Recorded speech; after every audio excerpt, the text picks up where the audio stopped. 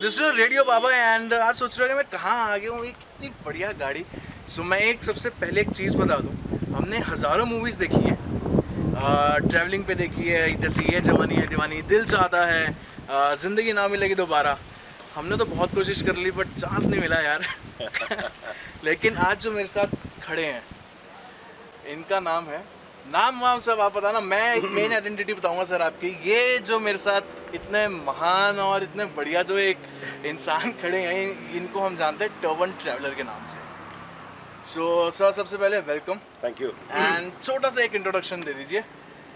Hi friends, मेरा नाम है अमरजीत सिंह चावला और लोग मुझे जैसा कि आप सब जानते हैं द टर्बन ट्रैवलर के नाम से जानते हैं।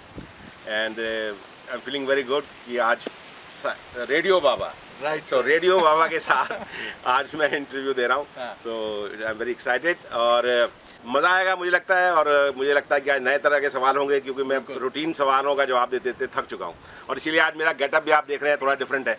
नॉर्मली मैं दाढ़ी बांध के रखता हूँ, सो आज संडे है तो मैंने सोचा कि थोड़ा सा गेटअप चेंज करते हैं। Sir nearly about 131 days, yes 30 countries, Yeah. and about 40,000 kilometers, Yeah. Delhi to London. तो कैसे, मतलब क्योंकि अगर मैं अपने घर पे बोलूं कि यार मेरे को ऐसे जाना है तो मेरी एज पे मेरे को लगता नहीं अलाउ करेंगे। लेकिन मैं एक पक्का बात बताता हूँ, अगर नेशनल हॉलीडेज वगैरह सारी हटा दो तो आपकी एज मेरे से कम है। यू आर राइटली सेड कि जैसे तुम कह रहे हो कि तुम्हारी एज में अगर कोई अपने अपने पेरेंट्स को तुम बोलो तो वो भी वही कहेंगे जो 40 साल पहले मेरे फादर ने मुझे बोला था। बिल्कुल सर। Shut up. एक्चुअली पता क्या होता है, being a parent I can relate with your parents, या किसी के पेरेंट के साथ मैं रिलेट कर सकता हूँ, क्योंकि पेरेंट्स का हमेशा एक ही कंसर्न होता है, अपने बच्चों की सेफ्टी।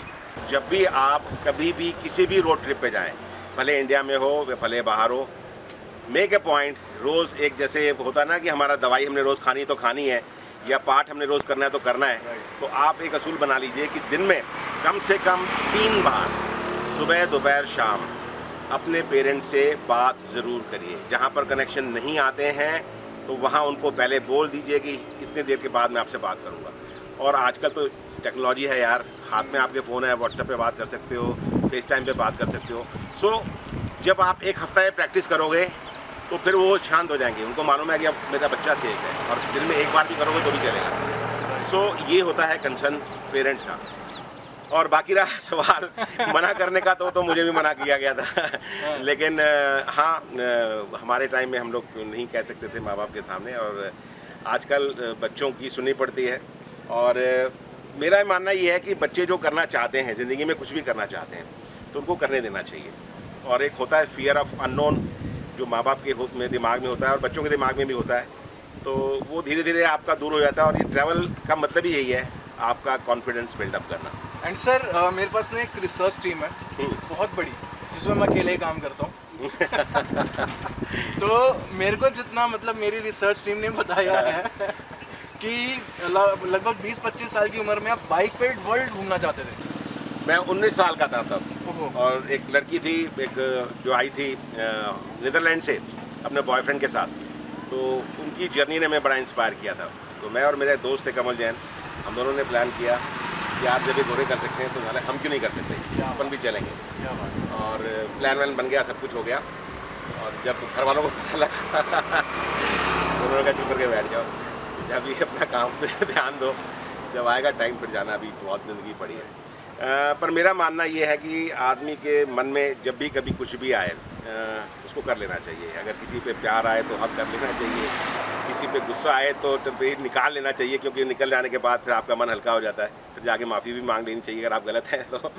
और अगर आपका ऐसा कोई मन करे कि मुझे कोई आउट ऑफ द बॉक्स कुछ ऐसी चीज़ करनी है जो धमाकेदार हो, जो बड़ी हो और आज तक किसी ने ना करी हो, तो आपको कर लेना चाहिए, क्योंकि ये ज़िंदगी ना मिलेगी दोबारा, जैसे इसने कहा वो वाकई। और आजकल तो कोरोना का टाइम है तो कुछ भी नहीं पता, तो कर लेना चाहिए यार, कुछ फर्क नहीं पड़ता। अब इसमें याद है कितने सिग्नेचर्स होंगे इस कार पे? मुझे याद है मैं बता दूं कि सर ने जिस जगह पे ट्रैवल करा है, जिस कंट्रीज में ट्रैवल करा है, वहाँ के मेयर्स, वहाँ के डेलीगेट्स और वहाँ के लोगों ने सर को इतना प्यार दिया है, और प्यार दिखाने का तरीका इतना बढ़िया कि ये सारे सिग्नेचर्स हैं वहाँ के लोगों के। तो इसमें कितने सिग्नेचर्स होंगे, याद है सर? मुझे याद है जब मैं लंदन से वापस आया था तो हमने कुछ काउंट करे थे, कुछ 600 कुछ 70 के करीब अच्छा। सिग्नेचर थे। और अब मेरे ख्याल से 1000 से ऊपर सिग्नेचर होंगे और कुछ मिट गए। तो मुझे किसी ने कहा कि सर ये तो आप सिग्नेचर मिट गए। तो फिर मुझे वो गीता का वो श्लोक याद आया कि क्या लेके आए थे क्या जाएगा, जो आज तुम्हारा है कल किसी और का होगा। तो ये सिग्नेचर हैं, ये भी परिवर्तन संसार का नियम है। तो जो पुराने थे वो जाएंगे और नए इसके ऊपर आएंगे। बिल्कुल सर। तो अच्छा तो सर एक गल दसो मैनू, आर्नल्ड नू जिम तुसी सिखाया ना? हाँ बिल्कुल। एक बात बताऊं, जब मैं आर्नल्ड से मिला था और मेरे साथ खड़ा था तो मेरे दिमाग में इमेजिनेशन था कि यार आर्नल्ड श्वार्ज़नेगर कम से कम 7 फुट का होगा और ये बड़ा। और उसकी मेरे साथ फोटो आप देखो। राइट। और तो मुझे लगता है कि terminator was stronger than the terminator. Right. तो एक्सपीरियंस कैसा था जब टर्मिनेटर और टर्मिनेटर एक साथ आए? और इट वाज मैजिकल। जब आप कुछ चीज़ सोचते नहीं हो और वो आपको मिल जाती है तो उसका मज़ा कुछ और होता है। और आर्नल्ड से मिलना कोई प्लान नहीं था और आसान भी नहीं था। तो पर ये जब आपकी डेस्टिनी में यहाँ लिखा होता है ना कि किसी से आप मिलोगे तो आप मिलते हो। मैंने कभी सोचा भी नहीं था कि मैं आर्नल्ड श्वार्ज़नेगर से मिलूँगा, या 30 कंट्री मैंने उस वक्त किए, उसमें से शायद 22 से 24 कंट्रीज़ के मैं इंडिया के एम्बेसडर से मैं मिला, कल्चरल मिनिस्टर से मिला, हर कंट्री के फिल्म प्रमोशन बोर्ड के कमिश्नर से मैं मिला, मेयर से मैं मिला, बहुत सारे लोगों से मिला। और एक आम आदमी से लेकर एक हॉलीवुड की सबसे बड़ी सेलिब्रिटी से मिलना, तो ये अपने आप में एक बहुत ही अच्छा अनुभव था। और उससे एक चीज़ समझ में आई कि लोग बहुत अच्छे होते हैं दुनिया के, सिर्फ हमारा नज़रिया देखने का फ़र्क होता है। और अगर हम उस नज़रिए से देखेंगे, जैसे कि हमारे गुरु भी बोलते थे यूनिवर्सल ब्रदरहुड, कि इंसान सब एक बराबर हैं। हमारा रंग फ़र्क हो सकता है, हमारी ज़बान फ़र्क हो सकती है, लेकिन ये जो है ना एक जैसे लगता है। बिल्कुल। आपका स्टाइल स्टेटमेंट का क्या राज है? मेरा स्टाइल स्टेटमेंट का राज कुछ नहीं है। मैं फिल्म मेकर भी हूँ। तो मुझे जब हम फिल्म बनाते थे, शॉर्ट फिल्म में बहुत सारी बनाई मैंने, एक साल में 85 शॉर्ट फिल्म बनाई। और थोड़े बहुत इन्वेस्टमेंट भी करते रहता था फिल्म इंडस्ट्री में, जो किसी को चाहिए होते तो ब्रिज फाइनेंसिंग करते रहते थे। एंड कमेंट करके ना नीचे बता देना सर को कि अगली मूवी में कोई भी हो तो मेरे को कास्ट कर ले। तो मुझे ये मालूम पड़ा कि यार जब आपके कपड़े रंगीन होते हैं ना तो आपका मिजाज भी रंगीन होता है। तो मेरा उस किस्म का कोई मिजाज रंगीन नहीं है। मैं टी टॉडलर हूँ, बिल्कुल ना दारू पीता हूँ, ना मुझे कोई और शौक है, वेजिटेरियन हूँ।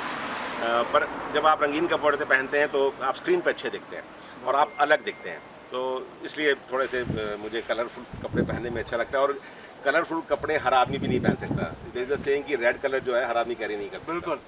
सो मुझे अच्छा लगता है रंगीन कपड़े पहनना। क्या बात। और ये ब्रांड है, ये स्पॉन्सर है हमारे एक तरीके के। मेरे को याद है कि आप, मतलब मेरे को याद, मेरी टीम ने मेरे को याद दिलाया कि आप प्रेम नाम है मेरा। जी। प्रेम चोपड़ा से आप मिले थे। प्रेम जी बहुत अच्छे दोस्त हैं मेरे। वो कैसे मुलाकात का क्या सीन बना? प्रेम जी को मैं काफ़ी समय से जानता हूँ। प्रेम जी ने हमारी एक फिल्म थी, हमने एक हॉलीवुड प्रोडक्शन का एक फिल्म बनाई थी हार्टलैंड, तो उसमें उन्होंने काम किया था। वो 21 दिन हमारे साथ रहे थे, पंजाब में शूट किया था हमने। सो बहुत ही प्यारे इंसान है और उनका वो इतने ज़्यादा अच्छे हैं कि आप यकीन नहीं कर सकते। एक दिन उनका कैरेक्टर था एक सरदार का, तो उन्होंने दाढ़ी लगाई हुई थी और उस दिन सारा दिन वो वैनिटी में बैठे रहे और वो शूट नहीं हुआ किसी वजह से। बट उन्होंने एक लफ्ज़ भी मुंह से नहीं निकाला। तो ये होती है ग्रेटनेस बड़े आर्टिस्ट की, जो होते हैं ना पुराने आर्टिस्ट, और जो जिनमें कुछ होता है अंदर, एक इखलाक होता है, डेडिकेशन होती है आपके काम के प्रति। सो उनमें से प्रेम जी हैं और बहुत अच्छे दोस्त हैं। जब भी वो आते हैं दिल्ली में तो मुलाकात होती है, जब मैं जाता हूँ तो उनसे मिलता हूँ। मैं आप सबको बता दूँ, सर ने दिल्ली टू लंदन तो कवर कर ही लिया है, लेकिन हमारा पूरा हिंदुस्तान 29 स्टेट्स भी कवर करे हैं। वो भी स्पेशली उन जगहों पे तो गए हैं जहाँ पे गुरु नानक देव जी अपने टाइम पे वहाँ पे वो गए थे। तो ये पूरी जर्नी कैसे रही सर आपकी? ये जर्नी देखो, आपके लिए ना, ये आपके लिए कुछ चीज़ें डेस्टिन होती हैं, मेरा ऐसा मानना है। मैं जर्मनी में था और वहाँ पर मुझे एक प्रेस रिपोर्टर मिला और उसने मुझे पूछा कि it's very nice that you are travelling all around the world, but have you seen your own country? तो आई वॉज लिटिल बिट गुस्सा भी था मेरे को। मैंने कहा हाँ बिल्कुल देखें। तो उसने फिर गूगली फेंकी मेरी तरफ और मुझे बोला कि आपको मालूम है कि आपकी कंट्री में कितने स्टेट्स हैं? एंड ऑनेस्टली स्पीकिंग फ्रेंड्स, मुझे नहीं मालूम था उस दिन कि मेरे मुल्क में 29 स्टेट्स हैं और 5 यूनियन टेरेटरीज। मैंने फटाफट गूगल करा और गूगल करने के बाद फिर मैंने उसको, जैसे ना आदमी तौ में आ जाता है, उसको मैंने बोला yes gentleman, I know I have so many states and I apologise for that, but I promise you before I come to your country I will finish all 29 states of India, and when I come to America I will finish all 50 states of yours. और मैं America में काफ़ी साल रहा, तो मुझे वहाँ के बारे में अच्छा पता है और अमेरिका मुझे अपने प्लान में जाना ही था। लेकिन इंडिया 29 स्टेट करूँगा मुझे ये मालूम नहीं था। मैं इसको होता है ना कि फ्लूक में आदमी बोल जाता है, राइट। तो मैं बोल दिया उसको मैंने। और जब मैं इंडिया आया तो हम प्लान कर रहे थे, जर्नी प्लान कर रहे थे, और तभी मुझे मालूम पड़ा कि गुरु नानक देव जी जो है उनका 550वां बर्थ एनिवर्सरी आ रहा है। तो मैं बहुत ज़्यादा फैसिनेटेड हूँ, थोड़ा सा रिलीजियस भी हूँ, और मुझे लगा कि गुरु नानक देव जी का आ रहा है तो हम क्या कर सकते हैं। तो उसी दौरान हमने रिसर्च कर रहे हैं, मैं उनकी जीवनी पढ़ रहा था, और जब उनकी हमारे में उनको बोलते हैं गुरु नानक देव जी की उदासी, तो उदासी का मतलब होता है ट्रैवल, उनकी प्रचार फेरी। तो मैं जब वो देख रहा था तो मुझे ये मालूम पड़ा कि 29 में से 27 स्टेट में तो गुरुजी गए हुए हैं, और शायद वो जो मैं वहाँ चैलेंज दे के आया था वो मुझसे दिलवाया गया था। वो चाहते थे कि भाई तू चैलेंज दे के आ, तो ये कर। और दिल्ली से लंदन का भी जो ट्रिप था वो मेरा शायद गुरु टेस्ट ले रहा था कि भाई आदमी कर पाएगा कि नहीं कर पाएगा। तो हमने सोचा कि now this is the time, और फिर हमने गुरु नानक देव जी की पूरी यात्रा स्टडी करी। उन्होंने 28 साल तक रोड से ट्रैवल किया, और वो इंडिया के अलावा, तब तो यूनाइटेड इंडिया होता था, पाकिस्तान भी हिस्सा था, बांग्लादेश भी हिस्सा था, तो इंडिया के अलावा वो पाकिस्तान के पाकिस्तान के उस तरफ वाला इलाका जो अफ़गानिस्तान, ईरान और उस इराक़ वाला है, तो वो हमने, क्योंकि हमारे पास टाइम नहीं था, तो वो हमने बोला कि इसको हम सेकेंड लेग में करेंगे। फर्स्ट लेग में all 29 states of India and 6 neighbouring country including Pakistan, Bhutan, उसके बाद आपका नेपाल और Bangladesh, Myanmar and Sri Lanka, 6 neighbouring countries और 29 स्टेट्स। ये हमने सोचा इसको करेंगे, और हमने किया, और वो हमें पूरा करना था 4 महीने में। पर क्योंकि जब भी आप कहीं जाते हो तो बहुत सारी चीज़ें आपको नहीं देखने को मिलती हैं, तो 8 महीने लग गए हमें, और 8 महीने में 44,000 kilometre I did that journey. और आके मुझे इमीडिएटली पाकिस्तान के उस तरफ का जो हिस्सा है, ईरान इराक वाला, वो करना था, पर कोरोना की वजह से वी वर स्टक। और जैसे ही ये कोरोना जाएगा और हम सड़क पे आएगा, दोबारा आप मुझे देखेंगे गाड़ी के साथ फिर उसी यात्रा पे जाते हुए। सो अब कोई रिसेंट ट्रिप जो आप कोई अगर प्लान करो अपने घर वालों के साथ, हाँ, तो वो कहाँ की, मतलब एक ड्रीम ट्रिप कहाँ की होगी आपकी? घर वालों के साथ तो मैंने बहुत सारे ट्रिप लगाए हुए हैं यार। अच्छा। और, हाँ, बहुत सारे। मैंने पूरा ऑस्ट्रेलिया और न्यूजीलैंड कैरावैन पे घूमा हुआ है, मैं और मेरी मिसेज, और ऑस्ट्रेलिया में बच्चे भी थे हमारे साथ में, तो वो मैंने करा हुआ है, और काफ़ी घूमा हुआ हूँ।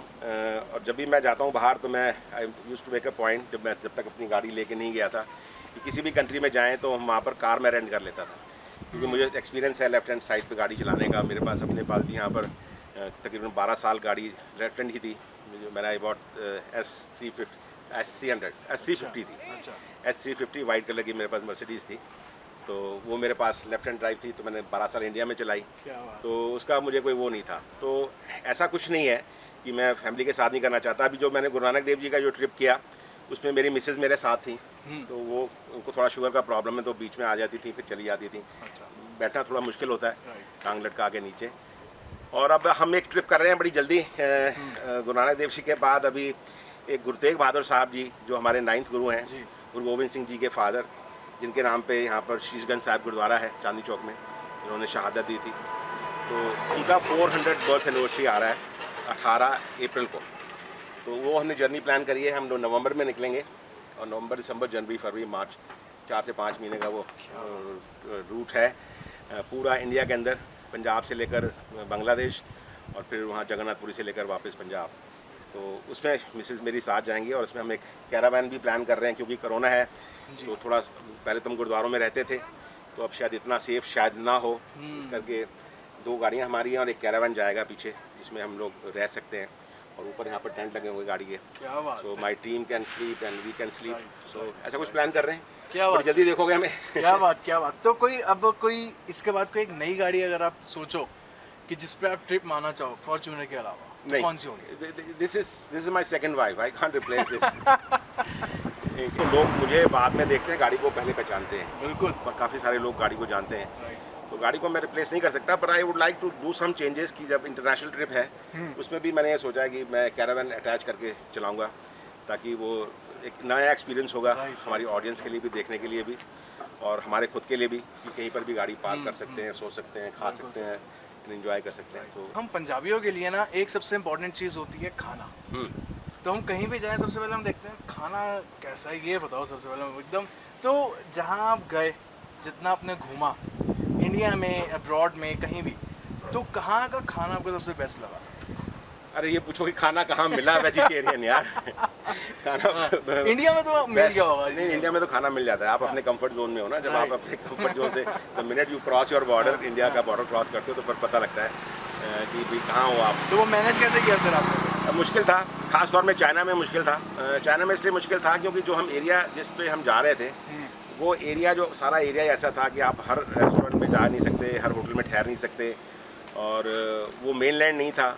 मैं चाइना कम से कम 50 बार गया हूँ अपने बिजनेस करके। तो आप शंघाई जाओ, बीजिंग जाओ, ग्वांगझो जाओ, कहीं पर भी जाओ, हांगकॉन्ग जाओ, वहाँ पर आपको सबको वेजिटेरियन खाना मिल जाता है। पर इस एरिया में वेजिटेरियन खाने के नाम पे खाली याक का मीट था, और याक का ही दूध था, और याक के दूध का ही बना हुआ बटर था। तो याक का अगर आपको एक्सपीरियंस नहीं है तो उसका दूध बड़ा स्टिंकी होता है, तो और मीट भी बड़ा स्टिंकी होता है, तो बड़ा मुश्किल था वहाँ पर वो करना। तो फिर जैसे कैसे वो ब्रेड भी नहीं खा सकते थे, ब्रेड भी इनकी इतनी मोटी होती थी, हथौड़े से भी नहीं टूटती थी। तो वो था, टफ था। वो चावल चुवल जो था मिल जाते थे, उस पर गुजारा कर लेते थे, कॉफ़ी पी के गुजारा कर लेते थे। तो वो 14 दिन जो थे वो बनवास के थे। उसके बाद जो था वो फिर बड़ा अच्छा था। फिर हमने बीच में मैं एक दफ़ा आया था इंडिया वापस, मेरी तबीयत ख़राब हुई थी, तो उस वक्त फिर हम यहाँ से एक राइस कुकर ले गए थे, और वो जो फूड के पैकेट आते हैं रेडीमेड आपने गर्म किए और बन गए, तो वो ले आते थे। और मैंने अपनी ज़िंदगी में, अब यकीन मानना, कभी भी इतना चीज़ नहीं खाया था जितना की चीज़ मैंने उस ट्रिप पे खाया। और कॉफ़ी पी, ब्लैक कॉफ़ी, हमारे पास इतना बड़ा वो आर्मी का थर्मस होता था। अच्छा। वो उसमें हम गर्म पानी रखते थे, और सारा दिन वही चलता रहता था। क्या बात। ब्लैक कॉफ़ी और चीज़, और वो चीज़ की लेयर्स होती थी, और एक वो बड़ा चीज़ भी आता है वहाँ की, इटालियन चीज़ बड़ा अच्छा मिलता है वहाँ पर। अच्छा। वो आप ग्रेट कर लो और उसको आप ब्रेड में लगा के खाओ। तो चीज़ और कॉफ़ी, ये हमारा जो था वो कोर हमारा फूड था। क्या बात है सर। बाकी मैं खाने के मामले में फ्लेक्सिबल हूँ। और एक चीज़ और भी है, ये भी एक टिप है ट्रैवलर्स के लिए, कि don't be finicky and very fussy about the food when you travel specially. क्या बात। एंड सर 7 कॉन्टिनेंट का पूरा करने वाले हो आप? बस अभी इसके बाद निकलेंगे जैसे ही कोरोना खत्म होता है। अच्छा। 7 कॉन्टिनेंट में 6 कॉन्टिनेंट तो हम गाड़ी से जा सकते हैं। राइट। 7th अंटार्कटिका में आई एम टोल्ड कि वहाँ पर खाली जो रिसर्च व्हीकल्स हैं, नॉन पोल्यूटिंग रिसर्च व्हीकल, खाली वही अलाउड हैं। वो भी बाय एयर ट्रांसपोर्ट किए जाते हैं। तो मेरा मन तो भैया जितने पैसे लग जाएं, एक बार मेरी गाड़ी उतार दो अंटार्कटिका में, मैं हिंदुस्तान का झंडा फहरा दूं और उसके साथ एक वीडियो बना लूं, बस। मतलब मेरा जिंदगी का, अगर कोई पूछेगा यार आपकी आखिरी इच्छा क्या है, तो मेरी आखिरी इच्छा ये है कि मैं इस गाड़ी से अंटार्कटिका जाना चाहता हूँ। So that is my last wish. तुम पहले ही मुझसे ये पूछो कि मैंने एंगल क्यों चेंज करा। बताइए सर, एंगल क्यों चेंज करा? ये एंगल जो है भाई साहब, ये एंगल है आर्नोल्ड श्वार्ज़नेगर का। मेरी फोटो देखोगे तो आर्नोल्ड हाथ रख के यूं खड़ा था, मैं यहाँ खड़ा था साथ में। तो मैंने सोचा कि आज मैं आर्नोल्ड श्वार्ज़नेगर बनूं और इधर तो मतलब हाथ रख के फोटो। आप समझ रहे हो यहाँ पे आर्नल्ड टर्बन ट्रैवलर कौन है? अच्छा, जस्ट किडिंग यार। तो सर, अब आपने चीज़ तो बहुत खाया, मेरे को एक चीज़ बताओ। हाँ। ये चीज़ की, अब जैसे मैं हूँ, यंग लोग हैं, इतनी अर्निंग कभी कभार नहीं होती, लेकिन ट्रैवल का बहुत शौक होता है। तो मेरी किताब पढ़ो ना, मैं एक किताब लिख रहा हूँ, how you can travel for free. Free? Yes, free. ये कैसे? ये भैया फ्री का मतलब ये नहीं है कि पैसे तो लगते हैं, लेकिन आपके अपनी जेब से पैसे ना लगें, ये कैसे हो सकता है?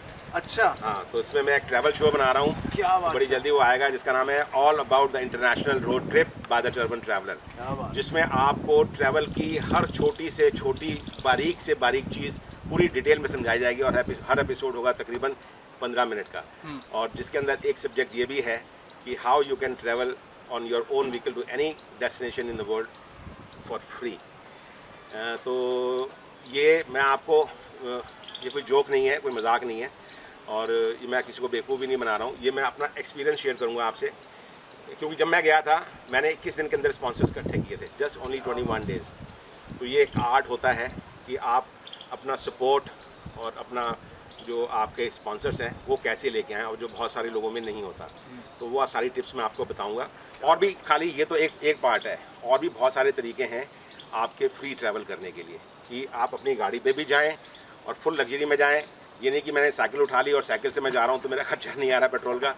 आप अपनी गाड़ी से भी जा रहे हैं, पेट्रोल भी खर्च कर रहे हैं और एंजॉय भी कर रहे हैं, और उसके बाद आपकी जेब से पैसा नहीं लग रहा।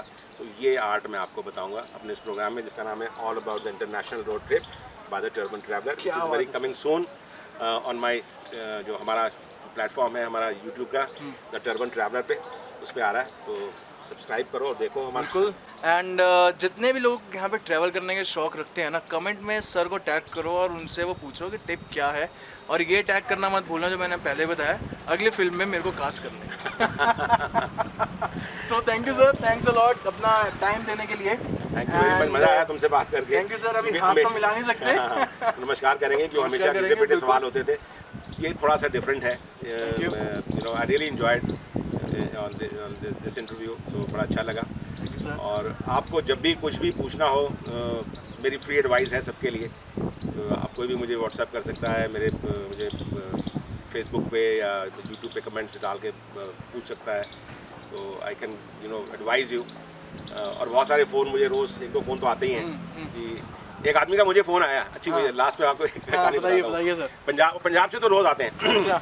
पंजाब में एक्चुअली ना आधे से ज़्यादा लोगों को तो खाली जाके टिकना है वहाँ पर, किसी तरह पहुँच जाइए जी, सानू तुसी यूरोप पहुँचा दो, सानू यूके पहुँचा दो बस। सो एक बंदे का मेरे को फ़ोन आया, कहता भाजी मैं ना कनेडा जाना है, तो तुसी मैनू सलाह दिओ कि मैं किस तरह जा सकता। मैं कहा दसो जी। कहता जी मैं कनेडा जाना है तो अपना ट्रैक्टर लेके जाना है। ट्रैक्टर पे? मैं कहा कमाल है भैया, मैंने बड़े बड़े लोग सुने थे, अलग अलग मुझसे लोग हमेशा पूछते हैं सर कौन सी गाड़ी लेके जाएं, तो मेरा उनको हमेशा एक जवाब होता है, गाड़ी इज़ नॉट इम्पॉर्टेंट थिंग, गाड़ी के स्टीयरिंग के पीछे जो बंदा बैठा हुआ है जी वो भी इम्पोर्टेंट नहीं है। अच्छा। इम्पोर्टेंट है उस गाड़ी के पीछे बैठे हुए बंदे का हौसला और जुनून और वो पागलपन जो मेरे में था इस उम्र में। मैंने सोचा कि यार मैं जस्ट इमेजिन कि मैं ट्रैक्टर पे बैठा हूँ और ट्रैक्टर चला रहा हूँ, पीछे मैं अपनी गाड़ी मेरी होकर के पीछे से आ रही है। It would be just you know so funny. और देन बाहर के मुल्कों में then people will be jumping around me. So कभी करूँगा। वैसे मैंने ट्रैक्टर चलाया हुआ है, एक मेरी एपिसोड में है, मैंने ट्रैक्टर चलाया हुआ है। It was nice meeting you sir. मज़ा आया तुमसे बात करके। एंड मौसम भी थोड़ा धूप था, काफ़ी अच्छा मौसम हो गया। जब हम जाने लगे हैं ये बात गलत है। Thank you Mrinal, it was pleasure talking to you. और आप देखते रहिए, हंसते रहिए, बसते रहिए और यूं ही मुस्कुराते रहिए। कोरोना का टाइम है, डिप्रेशन को भगाइए राइट, और बस आगे बढ़ते जाइए। एंड सब्सक्राइब कीजिए टर्बन ट्रैवलर और मेरे को धक्का लगाते जाओ, पहुंचा दो। Thank you. Stay tuned.